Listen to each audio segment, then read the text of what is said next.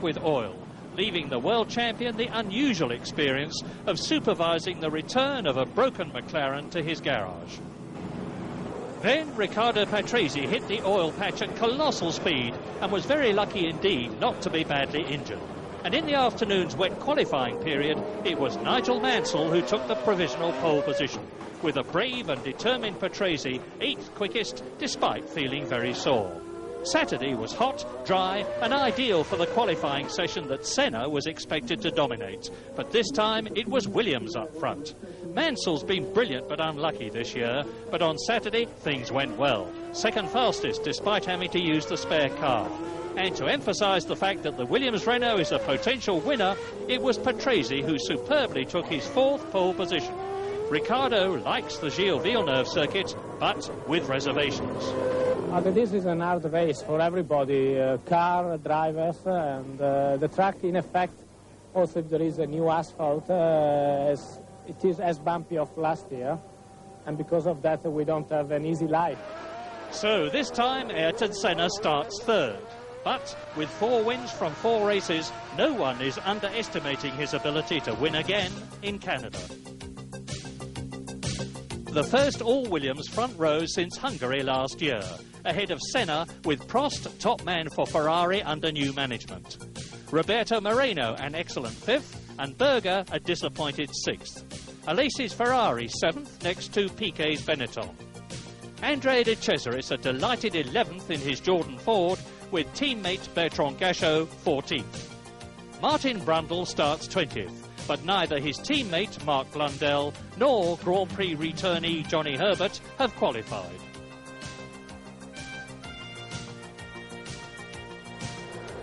So, is this going to be a Williams race? Front row of the grid, Patrese on the right, Mansell on the left. Watch for the lights. Behind Riccardo Patrese, Ayrton Senna. Behind Mansell is Alain Prost.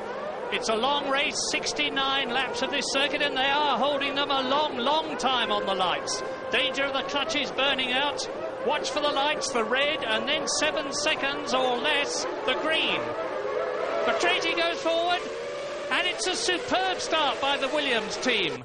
Patrese and Mansell absolutely together into the first left-hander and then the right.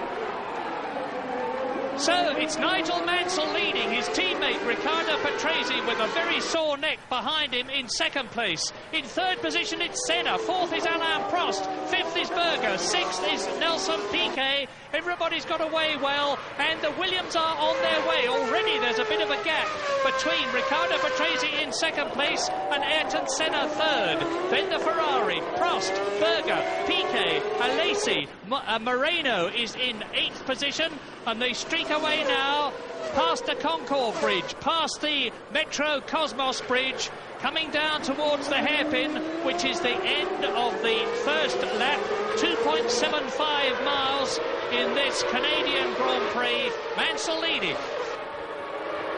Yes, and a tremendous performance in qualifying by the Williams team, not unexpected. We've been waiting for them to come good. Alesi charging down the inside there, making up, passing one of the Benettons. And really, it will be very interesting, this race, from a gearbox point of view, as to whether the Williams gearboxes can hold together. Patrese said yesterday that they reckon they've got their gearbox problem sorted out, hadn't had any for a couple of races now, and they were confident. But this circuit is hard, and McLaren, conversely, they've been lucky. They've had gearbox trouble several times this year, but they've finished the races. So Mansell leads by quite a gap now from Patrese. There he is, Ayrton Senna in 3rd position. And then behind the Brazilian, the 2 Ferraris, Alain Prost and his teammate Jean Alesi. In 6th position, it's Gerhard Berger in the 2nd McLaren. In 7th place, it's Moreno in the Benetton. And behind him, his teammate, Nelson Piquet, the man who won in Japan and Australia last year. There are the Ferraris. And Moreno got past Berger there, and it makes me suspicious that Berger may be in some sort of trouble right from the start, because people are going past him pretty easily, and he appears to be braking early. Yeah, Gerhard Berger's only finished in 2 of the 4 races this year. Admittedly, in 2nd and 3rd places is San Marino and Brazil, but he's had a couple of failures to finish. And you're right, James, he's dropping back. You can see as you look back down the grid that Gerhard Berger is sliding back. He's behind Roberto Moreno now. So there is Prost, Alesi, Piquet and Moreno, and then Gerhard Berger. And consistent with this morning's warm-up times, or certainly Mansell's, Patrese had a bit of trouble and was also resting his sore neck. But the Williamses are going away from Senna. And what a magnificent impression as Nelson Piquet is coming up to take Roberto Moreno, his teammate. So Nelson Piquet, 3 times world champion, moves up a place in the Benetton, moves up into 6th position. Yes, and happily Piquet showing a bit of a charge. No, Senna dropping back. Mansell pulling away from Riccardo Patrese. Remember, Patrese is driving with a very sore neck, and I'm sure he'll be trying to pace himself in this race. Well, this is certainly something different from Canada. We've got so used, as you look at Gerhard Berger there, to his teammate Ayrton Senna dominating things, having won the 1st, 2nd, 3rd and 4th races. Phoenix, Brazil, San Marino, Monaco, a maximum of 40 points, looking unbeatable, but he's certainly not looking unbeatable here in Canada, unless, of course, master tactician that he is, Ayrton Senna is playing a bit of a waiting game, testing the Williams, knowing that this circuit is going to put a tremendous amount of strain on the car, knowing, of course, that Riccardo Patrese in 2nd position behind race leader Nigel Mansell must be suffering a lot from his sore neck and his chest muscles, which were bothering him after practice. And here's a replay. Somebody in the dust. It's Suzuki, the Japanese driver, Aguri Suzuki in the Lola, going off. And there you see Gerhard Berger. And the race order now, as you ride with Alain Prost, and that is Suzuki. And my goodness, that's a big one. That's not just a gearbox fire, and the Japanese driver rushing away from the Lola, and there's 45 gallons of fuel on board that car at this stage of the race, and Suzuki gets going with the fire extinguisher. Yes, maybe when he went over a curb to make that dust, maybe he just ripped a fuel line off or something like that. But that's a nasty, it's a big fire, and that clearly is the fuel tank under attack. Well, now, let's hope they don't stop the race, because there was fire extinguisher powder and smoke going right across the circuit as they come out of the corner. It would be tragic from the point of view of Williams and Mansell and Patrese, of course, 1st and 2nd places, if they did so, as they're ahead of Senna. Yes, and this is a new sight this year. Senna not leading, and what's more, with 2 Ferraris breathing down his neck and pressing him. So Senna struggling for pace. On lap 4, and now Nigel Mansell is some 4 seconds ahead of Riccardo Patrese, who is a couple of seconds ahead of Senna, who is being harried by Alain Prost, and he's got Jean Alesi in 5th position right behind him. This is great stuff. 2 Williams leading, and then the McLaren, and that's Gerhard Berger in the pits. Berger is having a most dreadful 1991.